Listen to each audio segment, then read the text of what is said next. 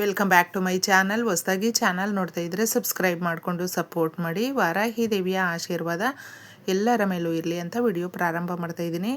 ಮಾಘ ಮಾಸದ ಭಾನುವಾರದ ದಿನ ರಥಸಪ್ತಮಿ ಬಂದಿದೆ ಅಂತ ಹೇಳಿದ್ರೆ ತುಂಬ ವಿಶೇಷವಾಗಿರುತ್ತೆ.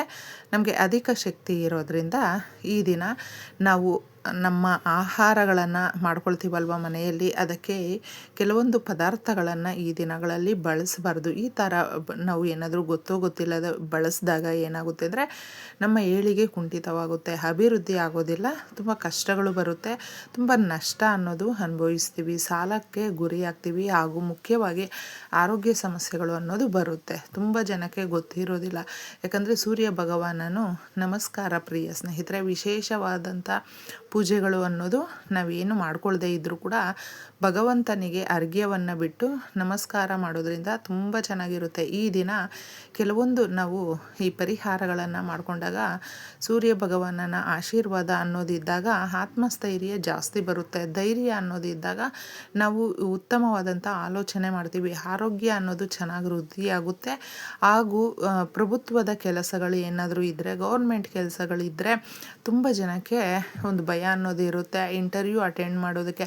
ಇದೆಲ್ಲವೂ ಕೂಡ ಧೈರ್ಯ ಅನ್ನೋದು ಬಂದಾಗ ನಮಗೆ ಸೂರ್ಯ ಭಗವಾನನ ಆಶೀರ್ವಾದ ಅನ್ನೋದು ತಪ್ಪದೇ ಸಿಗುತ್ತೆ. ಈ ದಿನ ತಪ್ಪದೆ ನಿಮಗೇನಾದರೂ ಶಕ್ತಿಯ ಅನುಸಾರ ಇದೇ ಅನುಕೂಲ ಅನ್ನೋರು ಛತ್ರಿ ಹಾಗೂ ಚಪ್ಪಲಿಗಳನ್ನು ದಾನ ಮಾಡೋದು ತುಂಬ ಚೆನ್ನಾಗಿರುತ್ತೆ. ಈ ದಿನ ಸಾಧ್ಯ ಆದರೆ ಮಾಡಿ. ಇನ್ನು ನಾವು ಮೈಸೂರು ಬೇಳೆ ಅಂತ ಹೇಳ್ತೀವಲ್ವ, ಅದನ್ನು ದಾಲ್ ರೂಪದಲ್ಲಿ ತುಂಬ ಜನ ಮಾಡ್ತಾ ಇರ್ತಾರೆ. ಭಾನುವಾರ ಅಲ್ವಾ, ತೊಂದರೆ ಇಲ್ಲ, ನಾವು ಯಾಕಂದರೆ ವೆಜ್ಜು ತಿಂತೀವಿ, ಮಾಡ್ಕೊಳ್ಳೋದ್ರಲ್ಲಿ ತೊಂದರೆ ಇಲ್ಲ ಅಂತ ನಾವು ಸಾಕಷ್ಟು ಜನ ಅಂದ್ಕೊಳ್ತೀವಿ. ಆದರೆ ಈ ರೀತಿಯ ಬೇಳೆಕಾಳುಗಳು ಗ್ರಹಗಳಿಗೆ ಸಂಬಂಧಪಟ್ಟಂಥವು ಈ ಪದಾರ್ಥಗಳೆಲ್ಲವೂ.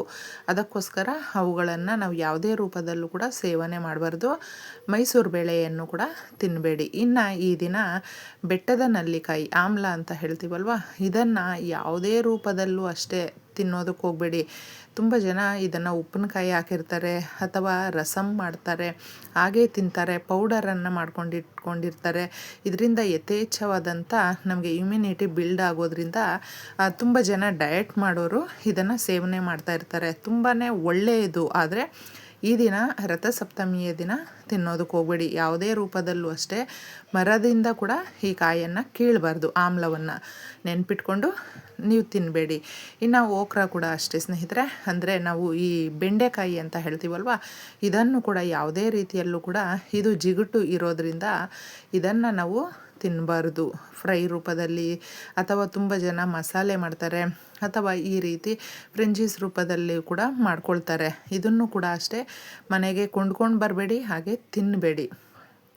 ಇನ್ನು ಬಾಳೆಕಾಯಿ ಬಜ್ಜಿ ಮಾಡ್ತಾರೆ, ಇದರಲ್ಲಿ ದಾಲ್ ಥರ ಮಾಡಿ ಸಾಂಬಾರು, ಅದು ಬೇರೆ ಬೇರೆ ಶೈಲಿಯಲ್ಲಿ ಕೂಡ ಮಾಡ್ಕೊಳ್ತಾರೆ. ಇದನ್ನು ಕೂಡ ಅಷ್ಟೇ ಯಾವುದೇ ರೂಪದಲ್ಲೂ ಕೂಡ ನೀವು ಸೇವನೆ ಮಾಡಬೇಡಿ. ತುಂಬಾ ದೋಷಗಳು ಬಂದುಬಿಡುತ್ತೆ. ನಾವು ಹಿರಿಯರ ಮಾತನ್ನು ಕೇಳಿರ್ತೀವಿ ನೋಡಿ, ಊಟ ಬಲ್ಲವನಿಗೆ ರೋಗವಿಲ್ಲ, ಮಾತು ಬಲ್ಲವನಿಗೆ ಜಗಳವಿಲ್ಲ ಅಂತ. ಅಂದರೆ ಅದರ ಅರ್ಥ ನಾವು ಏನು ತಿನ್ನಬೇಕು, ಯಾವ ಸಮಯಕ್ಕೆ ಎಷ್ಟು ತಿನ್ನಬೇಕು, ಯಾವ ಸಮಯದಲ್ಲಿ ತಿನ್ನಬಾರ್ದು, ಯಾವ ದಿನ ತಿನ್ನಬೇಕು ತಿನ್ನಬಾರ್ದು, ಇದೆಲ್ಲವೂ ಕೂಡ ನಾವು ತಿಳ್ಕೊಂಡಿದ್ರೆ ನಮ್ಮ ಜೀವನದಲ್ಲಿ ತುಂಬಾ ಸಂತೋಷವಾಗಿ ಇರಬಹುದು, ಖುಷಿಯಾಗಿ ಇರಬಹುದು.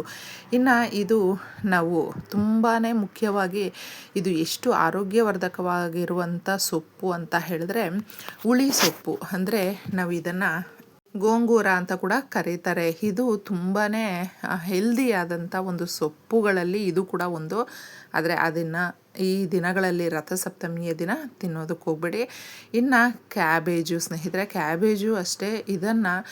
ಇದು ಎಲ್ಲವೂ ಈಗ ತೋರಿಸಿರುವಂಥದ್ದು ಒಂದಲ್ಲ ಒಂದು ರೀತಿಯಲ್ಲಿ ನಮಗೆ ತರಕಾರಿಗಳು, ಬೇಳೆಕಾಳುಗಳೆಲ್ಲವೂ ಕೂಡ ಆರೋಗ್ಯವರ್ಧಕವಾಗಿರುವಂಥ ಪದಾರ್ಥಗಳಾಗಿರುತ್ತೆ. ಆದರೆ ಕೆಲವೊಂದು ದಿನಗಳಲ್ಲಿ ನಾವು ತಿನ್ನಬಾರ್ದು. ಇದನ್ನು ಕೂಡ ನೀವು ಅಷ್ಟೇ ಯಾವುದೇ ರೂಪದಲ್ಲೂ ಕೂಡ ಸೇವನೆ ಮಾಡಬೇಡಿ. ಇನ್ನು ಭೂಮಿ ಒಳಗಡೆ ಬೆಳೆದಿರುವಂಥ ತರಕಾರಿಗಳಿರುತ್ತಲ್ವ, ಅದನ್ನು ಕೂಡ ಯಾವುದೇ ರೂಪದಲ್ಲಿದ್ದರೂ ಕೂಡ, ಅಂದರೆ ಕ್ಯಾರೆಟು, ಬೀಟ್ರೂಟು, ಆಲೂಗಡ್ಡೆ, ಇದನ್ನು ಭೂಮಿ ಒಳಗಡೆ ಬೆಳೆದಿರ್ತಾರಲ್ವ, ಇದನ್ನು ಕೂಡ ಅಷ್ಟೇ ನೀವು ಒಂದು ಸಾಕಷ್ಟು ಜನ ಮಸಾಲೆ ರೂಪದಲ್ಲೂ ಕೂಡ ಸೇವನೆ ಮಾಡ್ತಾರೆ. ಅವುಗಳನ್ನು ಕೂಡ ಸ್ವಲ್ಪ ಅವಾಯ್ಡ್ ಮಾಡಿಬಿಡಿ. ಈ ಥರ ನಾವೇನಾದರೂ ರಥಸಪ್ತಮಿಯ ದಿನ ಮಾಡಿದ್ರೆ ತುಂಬಾ ಅಭಿವೃದ್ಧಿ ಅನ್ನೋದು ಚೆನ್ನಾಗಾಗುತ್ತೆ. ಇನ್ನು ಮುಖ್ಯವಾಗಿ ಸ್ನೇಹಿತರೆ, ಈ ರಥಸಪ್ತಮಿಯ ದಿನ ಗೋಧಿಯನ್ನು ನೀವು ಸಾಧ್ಯ ಆದರೆ ದಾನ ಮಾಡಿ. ಇಲ್ಲಾಂದರೆ ತುಂಬ ಚಿಕ್ಕದಾಗೆ ನೀವು ಮನೆಗೆ ಕೊಂಡುಕೊಂಡು ಬನ್ನಿ. ದೀಪಾರಾಧನೆ ಮಾಡೋದಕ್ಕೆ ತುಂಬಾ ಚೆನ್ನಾಗಿರುತ್ತೆ. ಇದನ್ನು ಯಾವ ರೀತಿ ದೀಪ ಮಾಡಬೇಕು ಅನ್ನೋದು ಕೂಡ ನಾನು ಇದರಲ್ಲಿ ತಿಳಿಸ್ತೀನಿ. ಹಾಗೆ ಹಾಗಲಕಾಯಿಯನ್ನು ಕೂಡ ಈ ದಿನ ಕೊಂಡ್ಕೊಂಡು ಬರಬೇಡಿ. ಹಾಗೆ ಮನೆಯಲ್ಲಿ ಇದನ್ನು ಯಾವುದೇ ರೂಪದಲ್ಲೂ ಮಾಡಬೇಡಿ. ಬ್ರಿಂಜಲ್ ಬದನೆಕಾಯಿಯನ್ನು ಕೂಡ ಮನೆಗೆ ತಗೊಂಡು ಬರಬೇಡಿ, ಹಾಗೆ ಮಾಡಬೇಡಿ ಸ್ನೇಹಿತರೆ. ಇನ್ನು ಮುಖ್ಯವಾಗಿ ನಾವು ಮನೆಯಲ್ಲಿ, ದೇವ್ರ ಮನೆಯಲ್ಲಿ ಮುಖ್ಯವಾಗಿ ನೋಡಿ ಈ ರೀತಿ ಮಾಡಿಕೊಳ್ಳೇಬೇಕು. ಸೂರ್ಯ ಭಗವಾನನ ಒಂದು ರಥಸಪ್ತಮಿಯ ದಿನ ಭಗವಂತನು ಹುಟ್ಟಿರುವಂಥ ದಿನ ಆಗಿರೋದ್ರಿಂದ ಎಕ್ಕದ ಎಲೆಗಳನ್ನು ತಗೊಂಡು ಬಂದು ಕ್ಲೀನಾಗಿ ಒರೆಸಿ ಅದಕ್ಕೆ ಗಂಧ ಕುಂಕುಮ ಇಟ್ಟು ಒಂದು ಪ್ಲೇಟಲ್ಲಿ ಒಂದು 7 ಅಥವಾ 11, 9 ಈ ರೀತಿ ಅರೇಂಜ್ಮೆಂಟ್ ಮಾಡಿಕೊಂಡಿದ್ದೆ. ಅದ್ರ ಮೇಲೆ ಸ್ವಲ್ಪ ನಾವು ಈ ರೀತಿ ಗೋಧಿಯನ್ನು ಶುದ್ಧ ಮಾಡ್ಕೊಂಡಿದ್ದೆ ಹಾಕಬೇಕು. ತದನಂತರ ನೀವು ದೀಪ ಇಡಬೇಕು. ಚಿಕ್ಕದಾಗಿ ದೀಪ ಹಚ್ಚೋದ್ರಿಂದ ನೋಡಿ, ಈ ವರ್ಷದಲ್ಲಿ ನೀವೇನು ಅಂದುಕೊಂಡಿರ್ತೀರ, ನಿಮ್ಮ ಮನೆಯಲ್ಲಿ ಯಾವುದೇ ರೀತಿಯ ಸಮಸ್ಯೆಗಳಿದ್ದರೂ ಕೂಡ ಅವುಗಳನ್ನು ಭಗವಂತನು ಪ್ರತ್ಯಕ್ಷವಾಗಿ ಕಾಣಿಸುವಂಥ ಭಗವಂತನಲ್ವ ನಾವು ಕೇಳಿಕೊಂಡಾಗ ತಪ್ಪದೆ ನಮಗೆ ಪರಿಹಾರ ಕೊಟ್ಟೇ ಕೊಡ್ತಾನೆ. ಇದನ್ನು ನಾವು ನಂಬಿಕೆಯಿಂದ ಮಾಡ್ಕೊಳ್ಬೇಕು. ದೀಪಾರಾಧನೆ ಮಾಡಿ ತುಂಬ ಚೆನ್ನಾಗಿರುತ್ತೆ ಸ್ನೇಹಿತರೆ. ನಾವು ದೀಪ ಹಚ್ತೀವಲ್ವ, ಆ ದೀಪದ ಕೆಳಗಡೆ ಕೂಡ ಈ ರೀತಿ ಪುಟ್ಟದಾಗಿ ನೀವು ಎಕ್ಕದ ಎಲೆಯನ್ನು ಒಂದೊಂದು ಇಟ್ಬಿಟ್ಟು ತದನಂತರ ಅದರ ಮೇಲೆ ದೀಪ ಇಟ್ಟರು ಕೂಡ ಆಯಿತು. ಇಲ್ಲಾಂದರೆ ಈಗ ತೋರಿಸಿರುವಂಥ ವಿಧಾನದಲ್ಲೂ ಕೂಡ ನೀವು ಅರೇಂಜ್ಮೆಂಟ್ ಮಾಡಿಕೊಂಡ್ರೆ ತುಂಬಾ ಚೆನ್ನಾಗಿರುತ್ತೆ. ಮರೆಯದೆ ಈ ದಿನ ನೀವು ಈ ಪರಿಹಾರಗಳನ್ನು ಮಾಡ್ಕೊಳ್ಳಿ. ಹಾಗೆ ಸೂರ್ಯ ಭಗವಾನನಿಗೆ ಸಿಹಿ ಪದಾರ್ಥಗಳು ಅಂತ ಹೇಳಿದ್ರೆ ನಾವು ಅಕ್ಕಿಯಿಂದ, ಗೋಧಿಯಿಂದ ಪಾಯಸವನ್ನು ನಾವು ಸೇಮಿಯಾದಿಂದ ಮಾಡಿ ಭಗವಂತನಿಗೆ ಇಟ್ಟು ತದನಂತರ ಕಿರಣಗಳು, ಸೂರ್ಯನ ಕಿರಣಗಳು ಬಿದ್ದ ಜಾಗದಲ್ಲಿ ನಾವು ಇಡಬೇಕು. ಆ ಥರ ಇಟ್ಟು ತದನಂತರ ಮನೆಯವರೆಲ್ಲರೂ ಕೂಡ ಅದನ್ನು ಪ್ರಸಾದದ ರೂಪದಲ್ಲಿ ತಗೊಳ್ಳಿ. ಈ ದಿನ ಚಿಕ್ಕ ಮಕ್ಕಳಿಂದ ದೊಡ್ಡವರ ತನಕ ಕೂಡ ಅರ್ಘ್ಯವನ್ನು ಬಿಡೋದು ಮರಿಲೇಬೇಡಿ ಸ್ನೇಹಿತರೆ.